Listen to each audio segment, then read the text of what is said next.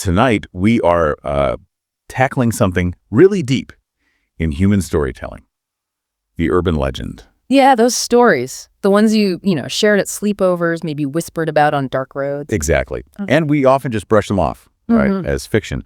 But what our sources are showing is that the ones that really stick around, they're rarely just made up. They're more like historical echoes, psychological ones too, kind of like cultural blueprints, mapping our biggest fears onto things that actually happened. So we're setting up camp in two, let's say, classic territories today. First up, that terror of the open road. You know the one, the most famous phantom driver of them all, the vanishing hitchhiker. Yes, the VHH. And then second, we're going to move inside into the internal terror of the reflection. We're going to summon the spectral monarch herself, Bloody Mary. Right. And our mission here, looking at your sources, is to connect those threads, the historical ones, and show you how these myths actually function. Function how? Well, they aren't just random spook stories. They're cultural mechanisms. Think about it when society goes through huge changes, like, bam, the invention of the car or the shock of war. Yeah. These stories pop up. They help us process the grief, the fear, just the sheer speed of it all. Right, okay. So let's start on that highway then. Almost everyone knows the basic setup for the vanishing hitchhiker, the VHH. Driver sees someone roadside. Offers a ride. And poof. By the time they get to the destination, the passenger's just gone. But, why this specific ghost story? Why does it keep popping up everywhere for generations? Because that ghost, it's a cultural echo. It's an echo of a massive social trauma. The car. Exactly. Think early 20th century. The car gives you freedom like never before, right? But it's also this random death machine. Yeah, I hadn't thought of it quite like that. It brought sudden, mechanical, often totally anonymous death on a scale people couldn't imagine before. So they're road ghost. It's how we remember, and it's how we warn. It's the grief. It's the grief we couldn't process fast enough, in the speed of the crash. Now it just sort of lingers, manifests at the site of the tragedy. That framework really helps make sense of Resurrection Mary, in Justice, Illinois. The legend really kicks off or solidifies around 1939. This guy, Jerry Pallas, he picks up a young woman near Resurrection Cemetery. She just left the O. Henry Ballroom dance. Is that the description? Classic. White dress, barefoot, pale, super quiet. And she vanishes right as they pass the cemetery gates. And here's the kicker, the historical bit. Yeah. Go back to 1927. A young woman, Mary Bergovi, just 21 years old, she dies in a car accident after leaving that exact same dance hall. Wow. And she was buried in that exact same Resurrection Cemetery. That's the tragic detail. That's the anchor for the whole story. Okay, but hang on. If he's a memorial, like a tragic echo, why vanish? Why not stick around? Warn the driver, ask to be taken home or something. Well, that's where the psychology comes in, isn't it? Because the terror of the vanishing hitchhiker isn't just about remembering the dead person. It's about the driver suddenly confronting this liminal space. Liminal, like a threshold. Exactly. The space between life and death. You're driving maybe late at night through the landscape of the dead, essentially.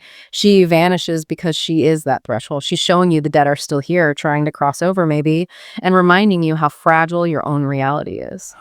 That confrontation. Yeah. That makes sense why it's everywhere then. It's not just an American thing. Not at all. Any culture that gets the car seems to need a way to mourn these sudden deaths. That's why you find versions in Kent, England, down in Sydney, Australia, all sharing that core tragic element. Okay, tell me about Kent. Bluebell Hill. Right. The Bride of Bluebell Hill. Originally, the story was tied to an old 1830s carriage crash, but it got this horrible second wind. When? In 1965. A young woman, Suzanne Brown, just engaged, killed in a terrible car crash with two friends, right on that same bend in the road. And the community just mapped the old legend onto this new, very real tragedy. Now, the ghost wears a wedding dress seen near that spot. And Australia. Wakehurst Parkway. Yeah, north of Sydney. They call it the most haunted road in New South Wales. Locals talk about seeing Kelly. Sometimes she's a nun, sometimes a car crash victim. And the key detail. The documented history. That road has seen numerous fatal crashes again and again, and often the stories involve women traveling alone who were historically more vulnerable in that new, fast, kind of isolating car culture. It's, jarring. To think our modern folklore is basically just like a grief speed bump on the highway. Well put. And the folklorist Jan Harold Brunvan pointed this out. The legend evolves with technology. Right, from carriages to sedans. And now, people share stories about picking up vanishing riders in like Ubers or ride shares.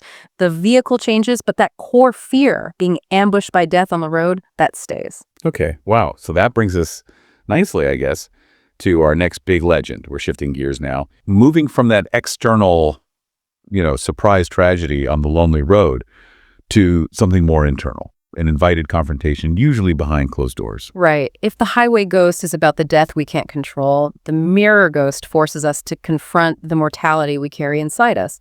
We go from the accidental ghost to the summoned one. Bloody Mary. Exactly. And the Bloody Mary ritual, it's a perfect example of something called ostension. Ostension. Yeah, it's a folklore term. It's when people actually perform a myth, they act it out. And by doing that, they bring the folklore right into their real lives. Makes it tangible. The modern ritual is pretty familiar, isn't it? Dark room, single candle, chanting her name 3 times into the mirror. It's this intense rite of passage, especially for teenagers, maybe peaking in the 80s, 90s. Definitely. But what or who are they actually trying to call? And why Mary? Good question. Well, the name itself. Yeah. You can trace it back to royalty. Queen Mary I. Henry VIII's daughter. The very one. Ruled England from 1553.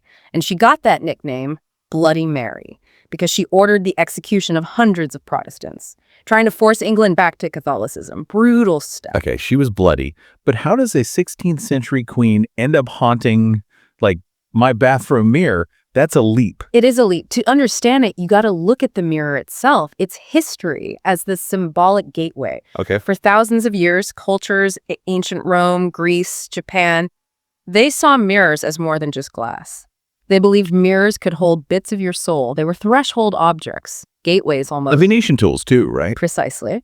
Which leads us to the 1600s, 1700s in Europe. This practice pops up called catoptromancy, mirror gazing, basically. What were they looking for? Often, young women would use a mirror, usually by candlelight, see the connection, trying to glimpse the face of their future husband. Oh, okay. Romantic. Well, sometimes.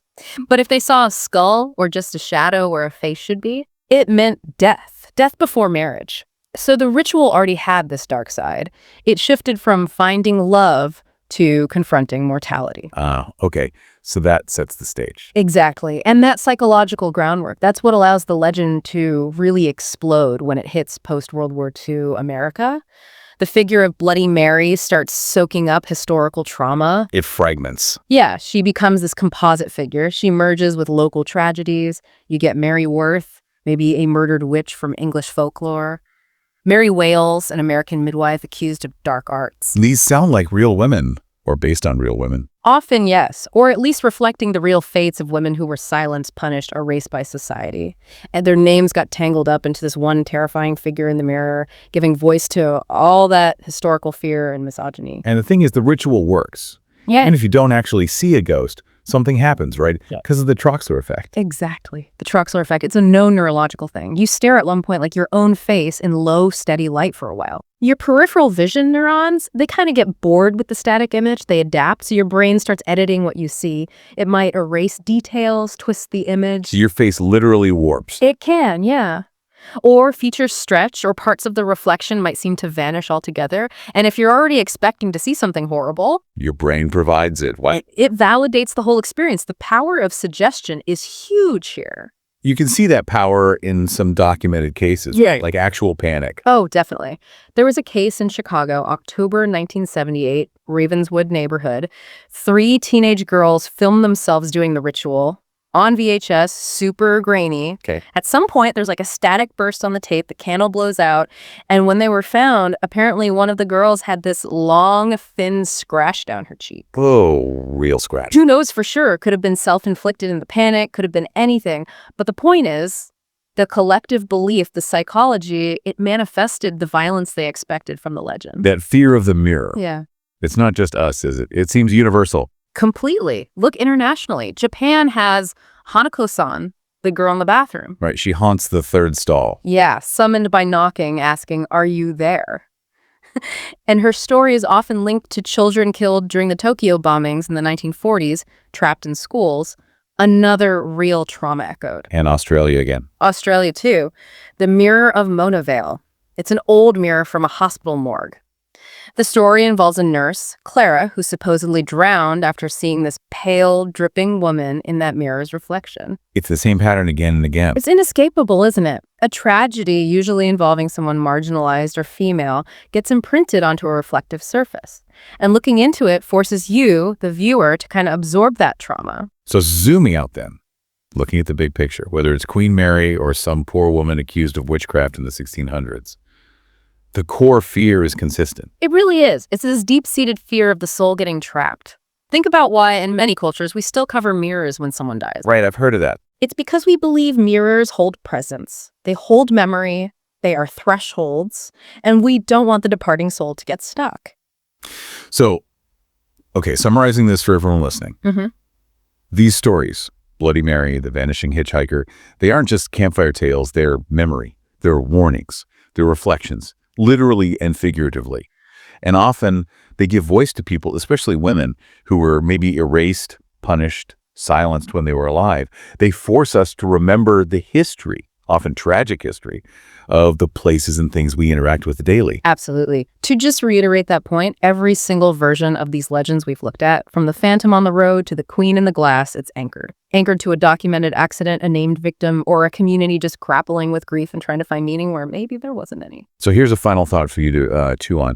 Maybe the ghosts don't actually hide in mirrors or on lonely roadsides. Where then? Maybe they hide in us.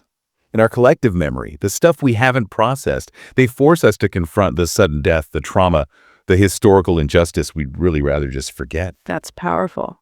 And a challenge, maybe. Find some time, look in a mirror in low light, stare long enough, see if that familiar face looking back starts to feel, well, like something ancient. Ooh, creepy. Okay, that brings us to the end of this deep dive. But next time, we're following these legends south, to the American South. Andrew. We're going to explore the absolute truth behind the haunted house legend, uncovering the real people, the real stories, sometimes literally buried beneath the floorboards, from Louisiana plantations to old English manors. Join us then.